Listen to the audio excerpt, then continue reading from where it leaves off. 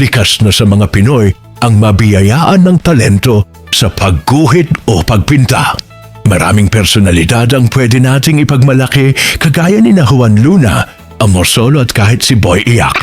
Lahat sila ay may taglay na husay ang mga kamay pagdating sa pagguhit. Pero minsan naiisip mo ba, madalas kang makakita ng mga ganito sa mga pader ng lansangan natin dito sa Pinas. Isang simple at ordinaryo at mukhang hindi pinag-isipang obra. Hindi ko alam kung anong nasa isip ng mga taong gumawa nito.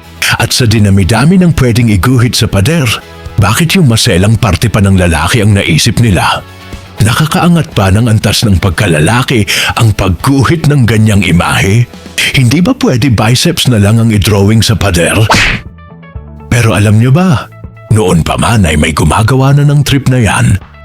Kamakailan lang ay may nadiskubre ang mga archaeologists ng United Kingdom sa Rome. Isang bato na may nakaukit na ari ng lalaki at sa tabi nito ay tila may nakaukit din ng mga makalumang letra. Ang base sa research ay inukit ito ng isang sundalo ng Roma at ang nasabing mga letra ay pangalan pala ng isang kapwa niya sundalo rin. Wala lang, trip niya lang lokohin ang kasamahan niya. Base rin sa pag-aaral, ang naturang ukit ay ginawa noon pang 3rd century AD. Ngayon kayo ba? Nakapag-drawing na rin ba kayo ng ganyang imahe sa pader? Nakakatuwa, diba?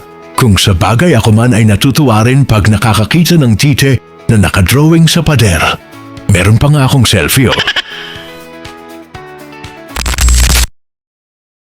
Salamat sa inyong pakikinig. Inyong pinagtiyagaan ang isang nonsense na topic. Hanggang sa susunod na paglalahad ng walang kwentang kwento. Paalam.